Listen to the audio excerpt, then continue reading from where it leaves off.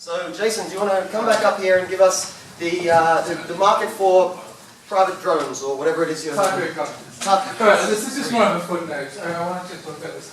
So, what I wanted to just talk about is an argument for the relationship between new technology and regulation. It's an area that doesn't often get enough attention. I think it should. I want to talk about drones, private drones, but really what I mean is any new technology. This is an interesting one. A drone is a pilotless vehicle. Right? So you may know them whenever you hear the word Afghanistan and weapons platform and all sorts of screens. But drones are also those little kids' quadcopters that you fly around the living room and crash into the dog. And they're kind of everything in the space between. Right? Why do we care about this? It's a new technology. The new technology isn't the aeronautics. The new technology is the control systems. Really only been developed recently, mostly military. That's why we've locked it up. Here's the thing. I want one. I really want one. I'm not going to tell you what I'm going to use it for. Not a gunship, but it's not just crashing into the dog. Problem is, I'm not allowed one. They're illegal. And they're illegal in a grey way that it's not quite clear why they're illegal or why can I crash it into the dog, but I'm not allowed to use it as a gunship.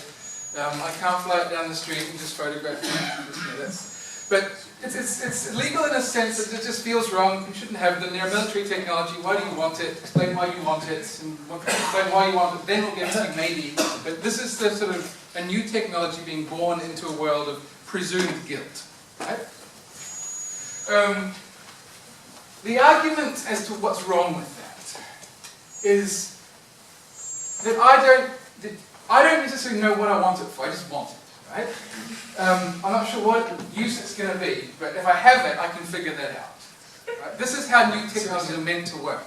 Is that we get them, we go, well, that can do that, let's try it. Ooh, that was painful, don't do that. Well, that's useful. Okay, there it is, that's what it's for. The whole point of how we discover the value of new technologies is we try things out with them and then we see what happens. And then after the event, we go, okay, that you use for transporting milk, but not for that. Yes. So what?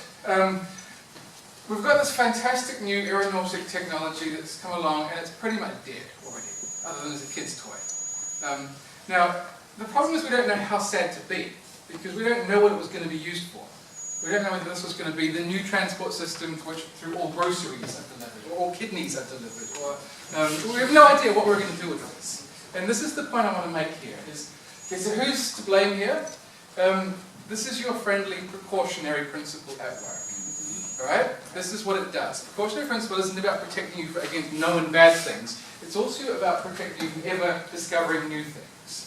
And from an innovation, new technology perspective, that's the issue that we're fighting with. Alright, so what do we do instead? Because we've got a presumption of guilt and therefore regulation in place at the moment. We've got a solution already. You just sue. If you crash it into someone, it's like, well, that was wrong. They get to sue. We can deal with this already. We don't need to lead with regulation.